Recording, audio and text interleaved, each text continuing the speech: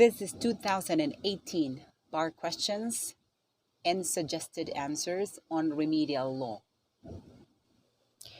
Daniel, a Filipino citizen and permanent resident of Milan, Italy, filed with the Regional Trial Court RTC of Davao City, where she owns a rest house, a complaint for ejectment against Dan, a resident of Barangay Daliao, Davao City, Daniel's property, which is located in Diga City, Davao del Sur, has an assessed value of 25,000 pesos. Appended to the complaint was Daniel's certification of non-form shopping executed in Davao City, duly notarized by Attorney Dane Danosa, a notary public. Was the action properly instituted before the RTC of Davao City? The answer is no. Section 3, Summary Procedure, except in cases covered by the agricultural tenancy laws, or when the law otherwise expressly provides, all actions for forcible entry and unlawful detainer, irrespective of the amount of damages or unpaid rentals sought to be recovered, shall be governed by the summary procedure hereunder provided. What is the jurisdiction of the Regional Trial Court, RTC, in civil cases?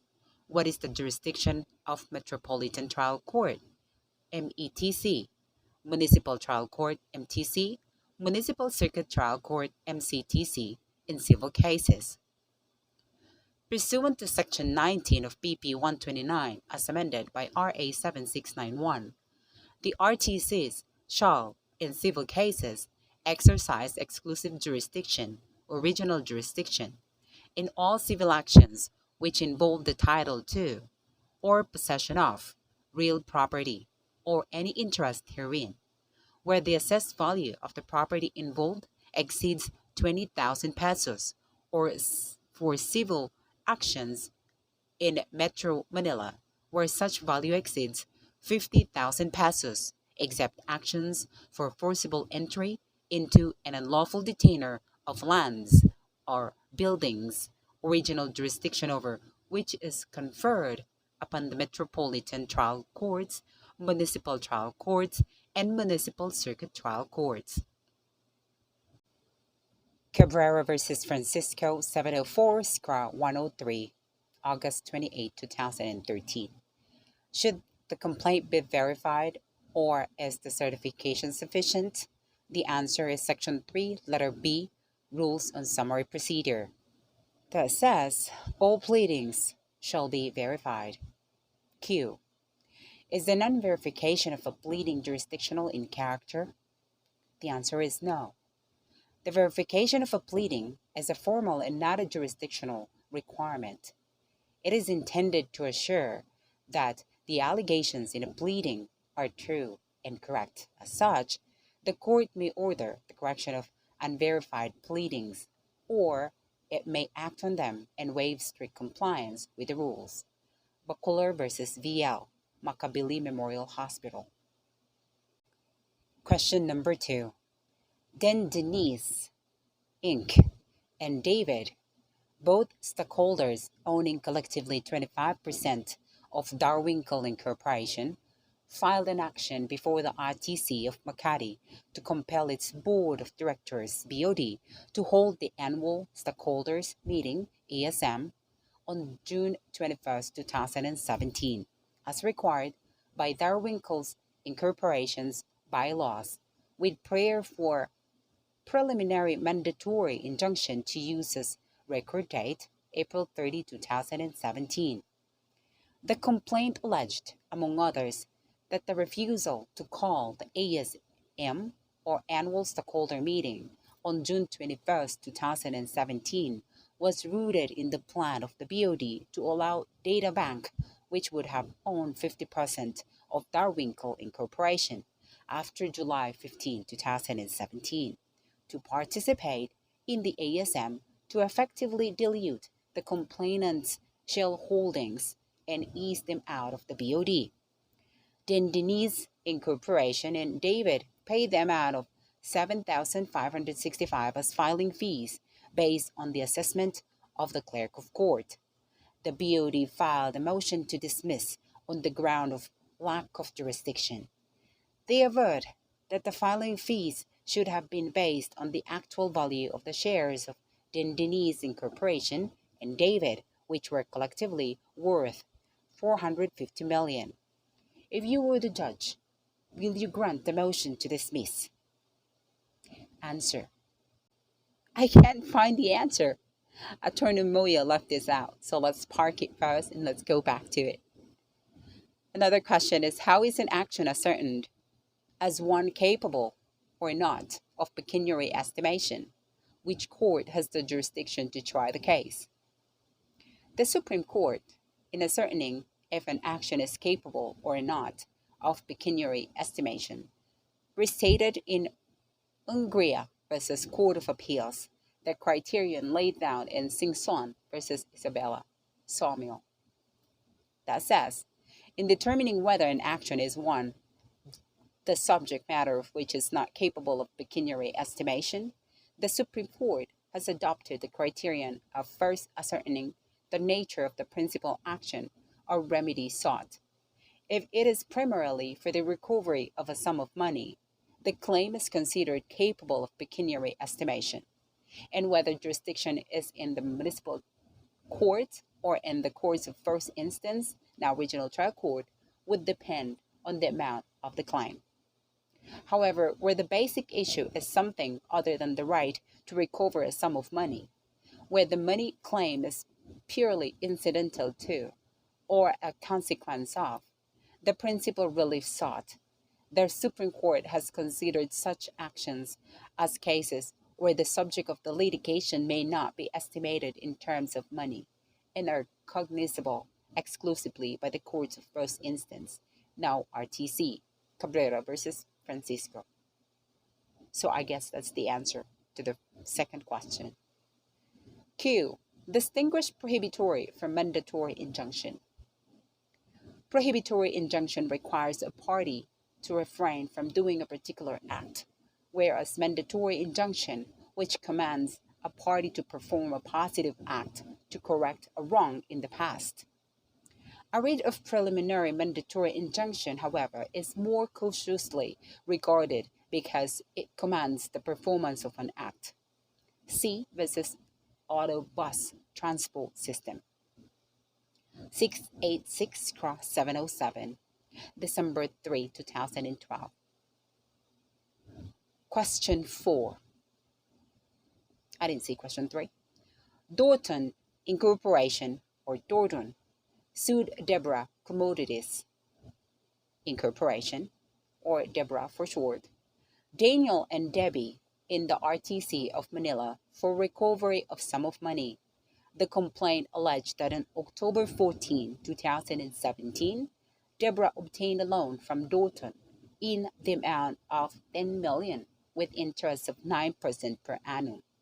The loan was evidenced by a promissory note, PN, payable on demand, signed by Daniel and Debbie, the principal stockholders of Deborah, who also executed a surety agreement binding themselves as sureties. Copies of both the PN and the surety agreement were attached to the complaint. Dorton further alleged that it made a final demand on March 1, 2018 for Deborah and the sureties to pay, but the demand was not heeded. Deborah, Daniel, and Debbie filed their answer and raised the affirmative defense that while the PN and the surety agreement appeared to exist, Daniel and Debbie were uncertain whether the signatures on the documents were theirs. The PN and the surety agreement were pre-marked during pre-trial, identified but not authenticated during the trial, and formally offered. Can the RTC of Manila consider the PN and the surety agreement in rendering its decision? Answer is another question. What is the consequence if the evidence is not formally offered? In heirs of Pedro Pasag versus Parrocha, the Supreme Court held that failure to make a formal offer within a considerable period of time shall be deemed a waiver to submit it. Consequently, any evidence that has not been offered shall be excluded and rejected. People versus Villanueva, 629/720, September 2010. Question 6. Durable Incorporation, Durable, filed a complaint for sum of money and damages against spouses Jake and Donna Demapolis for unpaid purchases of construction materials in sum of 250,000 pesos. In their answer, spouses Demapolis admitted the purchases from Daribel but alleged that they could not remember the exact amount since no copies of the documents were attached to the complaint. They nevertheless claimed that they made previous payments in the amounts of 110,000 and 20,000 and they were willing to pay the balance of their indebtedness after account verification. In a written manifestation, spouses Demapolis stated that in order to buy peace, they were willing to pay the sum of 250,000 but without interest and costs. Subsequently, Daribel filed a motion for partial summary judgment. Thereafter, Daribel filed an amended complaint alleging that the total purchases of construction materials were 280,000 and only 20,000 had been paid. Daribel also served upon the spouses Demapolis a request for admission asking them to admit to the genuineness of the statement of accounts, delivery, receipts, and invoices, as well as to the value of the principal obligation and the amount paid as stated in the amended complaint.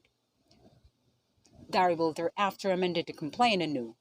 The amended modified the period covered and confirmed the partial payment of 110,000 but alleged that this payment was applied to the spouse's other existing obligations. Daribel, however, reiterated that the principal amount remained unchanged.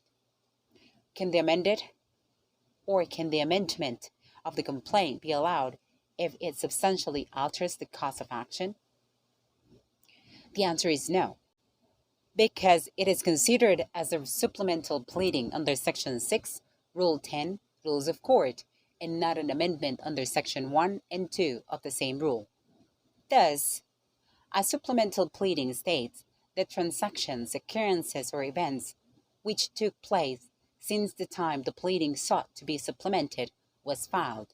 A supplemental pleading is meant to supply deficiencies in aid of the original pleading and not to dispense with or substitute the latter. It does not supersede the original, but assumes that the original pleading is to stand. Loy Jr. versus San Miguel Corporation, Employees Union Philippine Transport and General Workers Organization, SMCEU-PTGWO 605-202, November 24, 2009. Can the facts, subject of an unanswered request for admission, be the basis of a summary judgment? The answer is a question. When can there be a summary judgment? The rules of court allows the rendition of a summary judgment if the pleadings, supporting affidavits, depositions, and admissions on file show that, except to the amount of damages, there is no genuine issue as to any material fact, and the moving party is entitled to a judgment as a matter of law. There can be no summary judgment where questions of fact are in issue or where material allegations of the pleadings are in dispute. Lloyd Jr. versus San Miguel Corporation. When the pleadings on file show that there are no genuine issues of facts to be tried, the rules of court allows a party to obtain immediate relief by way of summary judgment. That is, when the facts are not in dispute, the court is allowed to decide the case summarily by applying the law to the material facts. Conversely, where the pleadings tender a genuine issue, summary judgment is not proper.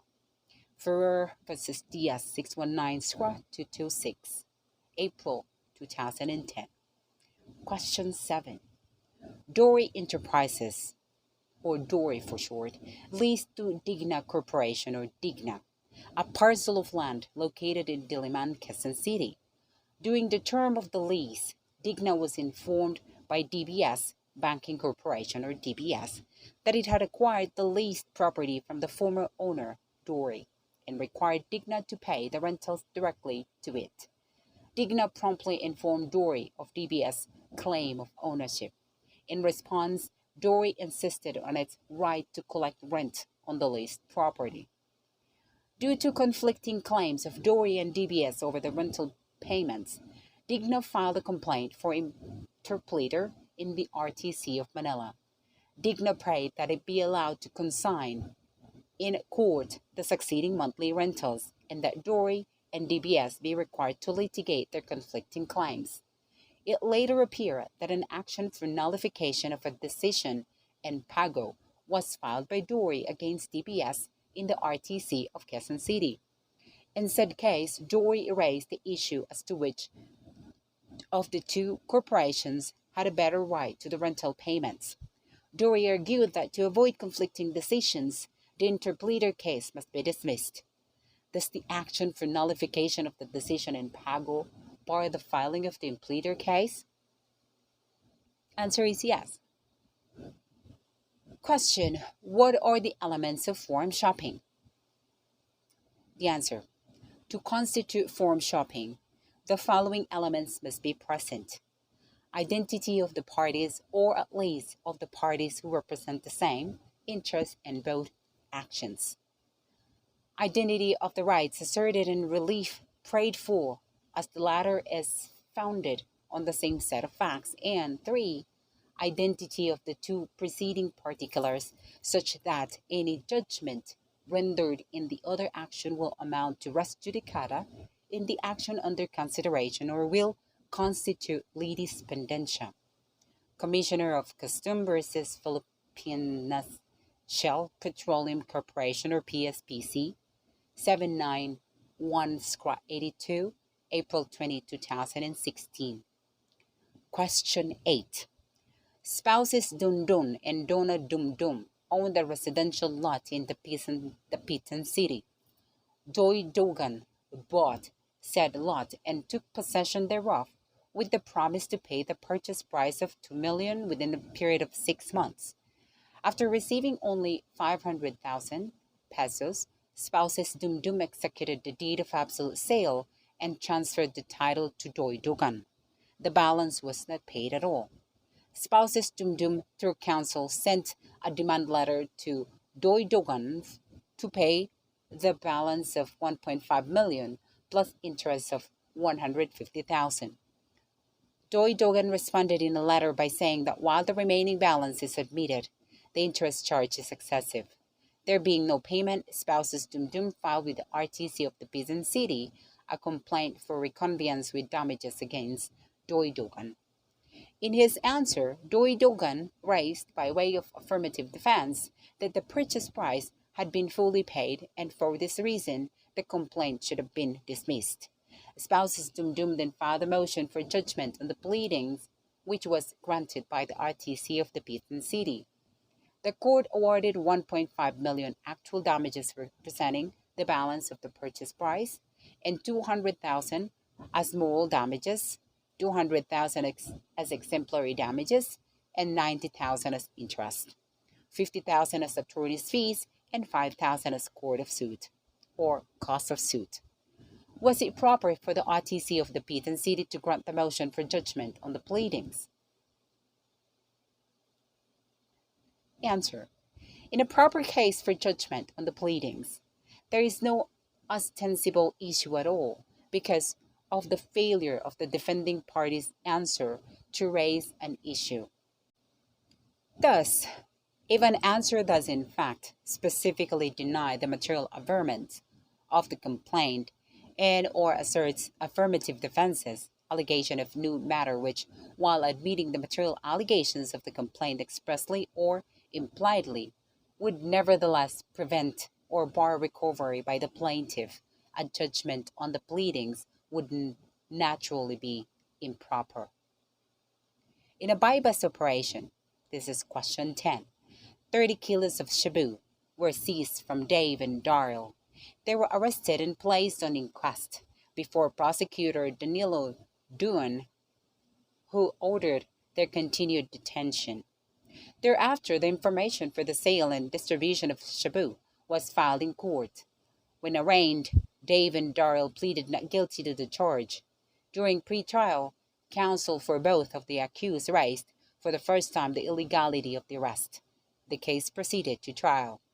After trial, the court scheduled the promulgation of judgment with notice to both the accused and their counsel, Attorney De Mayuga. During the promulgation, only Dave and Attorney De Mayuga were present. Both the accused were convicted of the crime charged. Was the challenge to the validity of arrest timely raised? Was the challenge to the validity of the arrest timely raised? The answer is no. Why was that asked twice? Jurisprudence is settled that any irregularity attending the arrest of an accused should be timely raised in a motion to quash the information at any time before arraignment, failing in which he is deemed to have waived his right to question the regularity of his arrest. People versus Cunanan, March 16, 2015. What is the remedy available to Daryl, if any, to be able to file an appeal?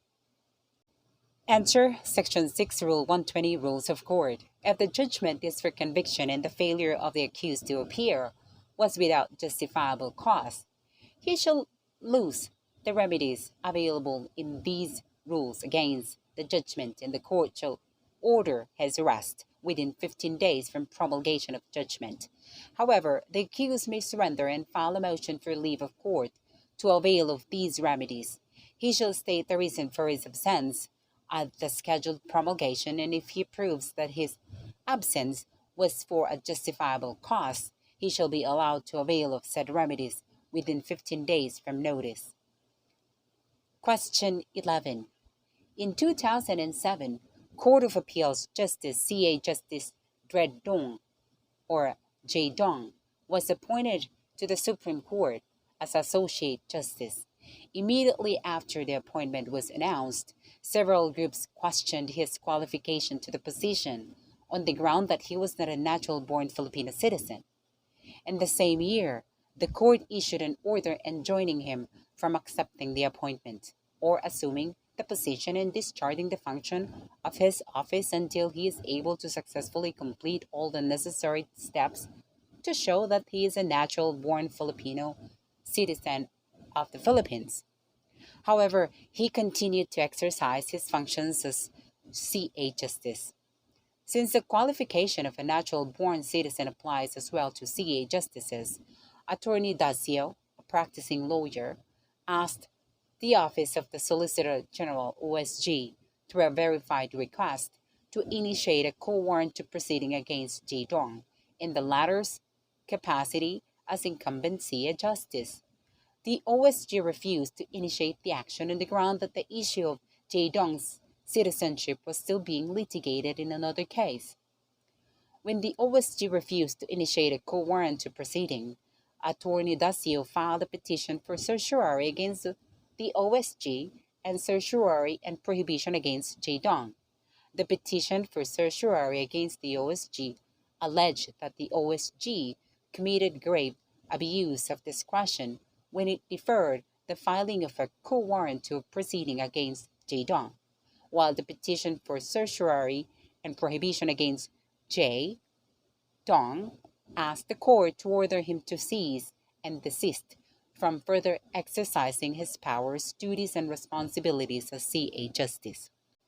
In both instances, Attorney Dacio relied on the fact that at the time of J. Dong's appointment as C.A. Justice, his birth certificate indicated that he was a Chinese citizen, and his bar records showed that he was a naturalized Filipino citizen.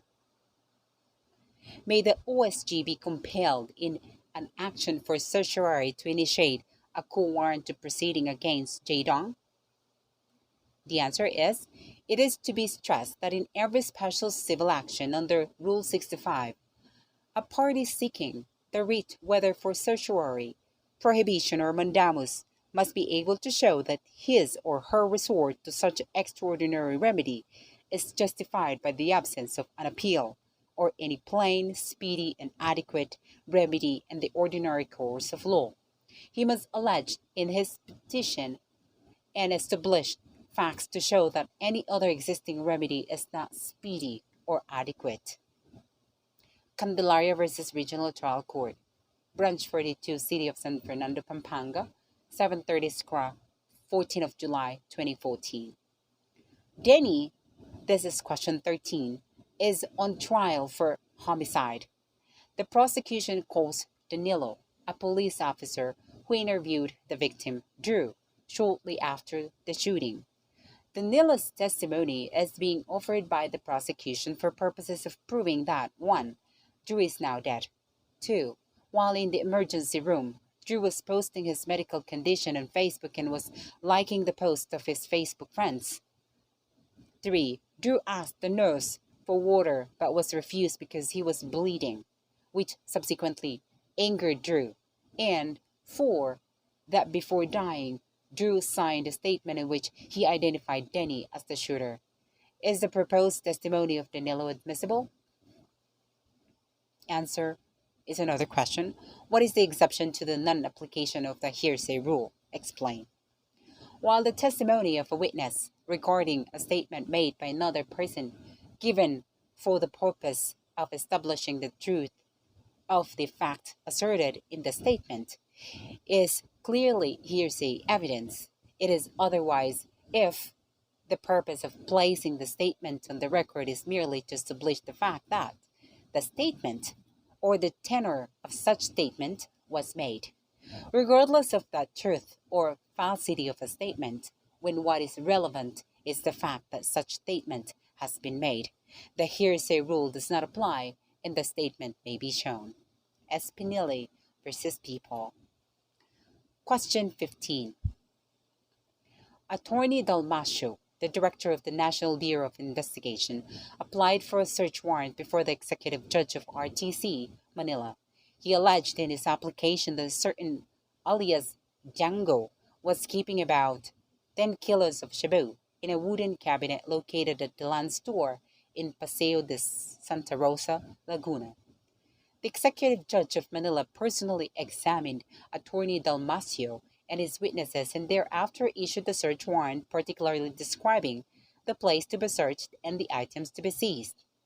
Can the search warrant issued by the executive judge of Manila be enforced in Laguna? The answer is yes. Generally, the search warrant application must be filed with the court which has territorial jurisdiction over the place where the offense was alleged to be committed. This, however, is not an ironclad rule.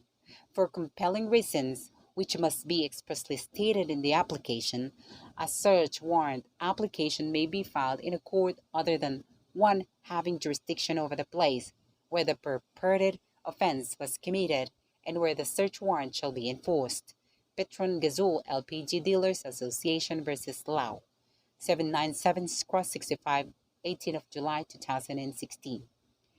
Can the legal concept of venue as jurisdictional be validly raised in applications for search warrants? Answer. In Malalawan versus Court of Appeals, 232 SCRA 249, May 6, 1994. The court held that the requisites, procedures, and purpose for the issuance of a search warrant are totally different from those of a criminal action. It stressed that the application for and issuance of a search warrant is not a criminal action but a judicial process, more particularly a special criminal process designed to respond to an incident in the main case, if one has been instituted or in anticipation thereof. Petron Gasol. Question 16. Danjo, a stay-in gardener at the D family home in Quezon City, applied for overseas employment in Riyadh as a flower arranger. After he left for abroad, Dino D, head of the family, discovered that all his wristwatches were missing. Dino followed Danjo's Instagram account and in one instance saw Danjo wearing his Rolex watch. He filed a complaint for qualified theft against Danjo with the Office of the Prosecutor, Quezon City. The subpoena with the affidavit complaint was served on Dinden, Danjo's wife, at their house. No counter affidavit was filed by Danjo, who continued to work in Riyadh. After conducting a preliminary investigation, the OP found probable cause against Danjo and subsequently filed the information for qualified theft before the RTC of Quezon City. The court likewise found probable cause and issued in 2016 a warrant for Danjo's arrest. Danjo was repatriated to the Philippines in 2018, while Danjo was lurking outside the D's house, which was only about 100 meters away from the police station. SPO Andodi recognized Danjo, realizing that the police station had a copy of Danjo's warrant of arrest. SPO Dodi immediately pursued and arrested Danjo. Was the warrant of arrest issued against Danjo, who was not in the Philippines, valid? Can the warrant of arrest be served on Danjo upon his return? Answer yes. Section 3D F Rule 112 Rules of Court. D. If the respondent cannot be subpoenaed, or if subpoenaed does not submit counter affidavits within the 10-day period, the investigating officer shall resolve the complaint based on the evidence presented by the complainant. F. Within 10 days after the investigation, the investigating officer shall determine whether or not there is sufficient ground to hold the respondent for trial. Question 17. Don Dallas, a contractor, was sued together with Mayor Dante Dungo and Congressman Dal Dilim for malversation of public funds before the Office of the Ombudsman. Donnie Dean, a material witness of the complainant, Diego Domingo, was hired as an engineer by a construction company in Qatar and had to depart in 2 months. To perpetuate Donnie Dean's testimony, Diego Domingo applied for his conditional examination before the Sandiganbayan. Should the application for conditional examination of Donnie Dean be granted? Answer Section 1, Rule 23, Rules of Court. Section 1. Depositions pending action when may be taken.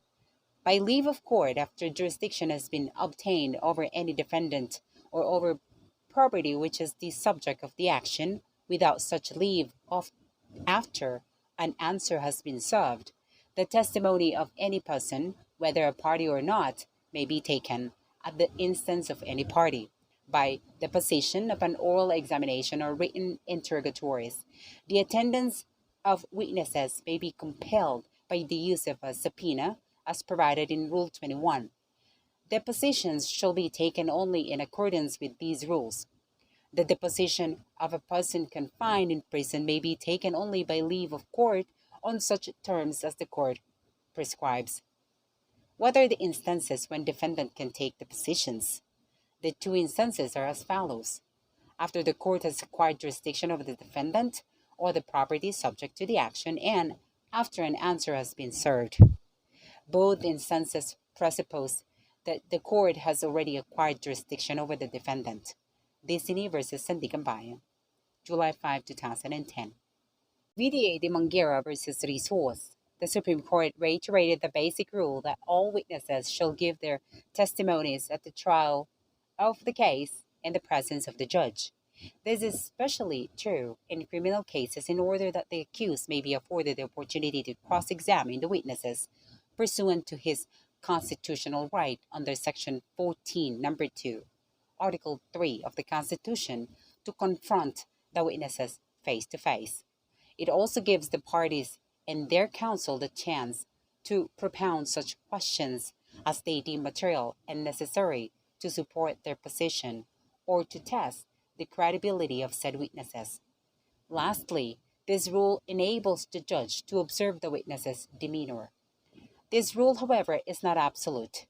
As exceptions, Rules 23 to 28 of the Rules of Court provide for the different modes of discovery that may be resorted to by a party to an action. These rules are adopted either to perpetuate the testimonies of witnesses or as modes of discovery. However, Rule 23 allows the taking of depositions in civil cases, either upon oral examination or written interrogatories, before any judge, notary public, or person authorized to administer oaths at any time or place within the Philippines, or before any Philippine consular official, commissioned officer, or person authorized to administer oaths in a foreign state or country, with no additional requirement except reasonable notice in writing to the other party. but for purposes of taking the deposition in criminal cases, more particularly of a prosecution witness who would foreseeably be unavailable for trial, the testimonial examination should be made before the court, or at least before the judge, where the case is pending, as required by the clear mandate of Section 15, Rule 119 of the Revised Rules of Criminal Procedure. The Republic of the Philippines filed a complaint with the Sandigan in connection with the sequestered assets and properties of demo companies, or demo, and pleaded its officers and directors. Since the complaint did not include demo as defendant, the Sandigan issued a resolution where it ordered demo to be impleaded. Thereafter, the Republic filed an amended complaint naming demo as additional defendant, which amendment was later admitted. Demo filed a motion for a bill of particulars for the Republic to clarify certain matters in its amended complaint. The Sandigan immediately granted the motion. Upon submission of the bill of particulars by the Republic, Demo filed a motion to dismiss, arguing that the answers in the bill of particulars were indefinite and deficient responses to the question of what the alleged illegally acquired funds or properties of Demo were. The Sandigan dismissed the case. Was the Sandigan correct in dismissing the case? What can the defendant in a civil case do in the event that his motion for bill of particulars is denied?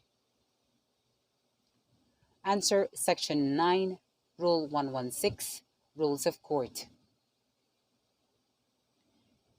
In Virata v. Sandigan, the Supreme Court expounded on the purpose of a bill of particulars. According to the court, it is the office or function as well as the object or purpose of a bill of particulars to amplify or limit a pleading, specify more minutely and particularly a claim or defense set up and pleaded in general terms, give information not contained in the pleading to the opposite party and the court as to the precise nature, character, scope, and extent of the cause of action or defense relied on by the pleader, and apprise the opposite party of the case which he has to meet, to the end that the proof of the trial may be limited to the matters specified, and in order that surprise at and needless preparation for the trial may be avoided, and that the opposite party may be aided in answering his pleading and preparing for trial. It has also been stated that it is the function or purpose of a bill of particulars to define, clarify, particularize, and limit or circumscribe the issues in the case to expedite the trial and assist the court. A general function or purpose of a bill of particulars is to prevent injustice or do justice in the case when that cannot be accomplished without the aid of such a bill. Thus, its purpose is to enable an accused, 1. To know the theory of the government's case, to prepare his defense and to avoid surprise at the trial, 2. To plead his acquittal or conviction in bar of another prosecution for the same offense, and 3. To compel the prosecution to observe certain limitations in offering evidence. In criminal proceedings, the rule on bill of particulars requires the information to describe the offense with sufficient particularity to apprise the accused of the crime charged with and to enable the court to pronounce judgment. The particularity must be such that persons of ordinary intelligence may immediately know what the information means. It is not the function of the bill to furnish the accused with the evidence of the prosecution. Thus, the prosecutor shall not be required to include in the bill of particulars matters of evidence relating to how the people intend to prove the elements of the offense charge, or how the people intend to prove any item of factual information included in the bill of particulars. Question 19. Darrell Wick, a German national, married Dara, a Filipina, in Dusseldorf, Germany. When the marriage collapsed, Dara filed a petition for declaration of nullity of marriage before the RTC of Manila. Darrell Wick, on the other hand, was able to obtain a divorce decree from the German family court. The decree in essence states, the marriage of the parties contracted on blank before the civil register of Düsseldorf is hereby dissolved. The parental custody of the children, dictor and dowry is granted to the father. Daryl Vick filed a motion to dismiss in the RTC of Manila on the ground that the court no longer had jurisdiction over the matter as a decree of divorce had already been promulgated dissolving his marriage to Dara. Dara objected, saying that while she was not challenging the divorce decree, the case in the RTC still had to proceed for the purpose of determining the issue of the children's custody.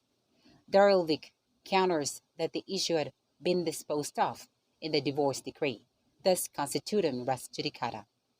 Should Daryl Vick's motion to dismiss be granted? Answer. Section 614 AM number 030404 Supreme Court, otherwise known as Rule on Custody of Minors and Writ of Habeas Corpus in relation to custody of minors. Section 6. Motion to dismiss. A motion to dismiss the petition is not allowed except on the ground of lack of jurisdiction over the subject matter or over the parties. Any other ground that might warrant the dismissal of the petition may be raised as an affirmative defense in the answer. Section 14. Factors to consider in determining custody. In awarding custody, the court shall consider the best interest of the minor and shall give paramount consideration to his material and moral welfare. The best interest of the minor refers to the totality of the circumstances and conditions as are most congenial to the survival, protection, and feelings of security of the minor, encouraging to his physical, psychological, and emotional development. It also means the least detrimental available alternative for safeguarding the growth and development of the minor. The court shall also consider the following. Any extrajudicial agreement with the parties may have bound themselves to comply with respecting the rights of the minor to maintain direct contact with a non-custodial parent on a regular basis, except when there is an existing threat or danger of physical, mental, sexual, or emotional violence which endangers the safety and best interest of the minor. The desire and ability of one parent to foster an open and loving relationship between the minor and the other parent. C. The health, safety, and welfare of the minor. D. Any history of child or spousal abuse by the person seeking custody, or who has had any filial relationship with the minor, including anyone courting the parent. The nature and frequency of contact with both parents. F. Habitual use of alcohol, dangerous drugs, or regulated substances. G. Marital misconduct. H. The most suitable physical, emotional, spiritual, psychological, and educational environment for the holistic development and growth of the minor. And I. The preference of the minor over 7 years of age and of sufficient discernment, unless the parent chosen is unfit. Question 21. The municipality of Danay, Cebu, was a quiet and peaceful town until a group of miners from Denmark visited the area and discovered that it was rich in nickel. In partnership with the municipal mayor, the Danish miners had to flatten 10 hectares of forest land by cutting all the trees before starting their mining operations. The local DNR, together with the Samahan Laban sa Sumisira sa Kalikasan, filed a petition for writ of kalikasan against the municipal mayor and the Danish miners in the RTC of Cebu. Is the petition within the jurisdiction of the RTC of Cebu? Answer. Rule 2, Section 2, Rule 8, AM 0968 SC, otherwise known as the Rules of Procedure for Environmental Cases. Section 2. Where to file the petition. The petition shall be filed with the regional trial court exercising jurisdiction over the territory where the actionable neglect or omission occurred, or with the Court of Appeals or the Supreme Court. What is the precautionary principle? Answer. Section 1, Rule 20, Precautionary Principle, otherwise known as Rules of Procedure for Environmental Cases. Section 1, Applicability. When there is a lack of full scientific certainty in establishing a causal link between human activity and environmental effect, the court shall apply the precautionary principle in resolving the case before it. The constitutional right of the people to a balanced and healthful ecology shall be given the benefit of the doubt.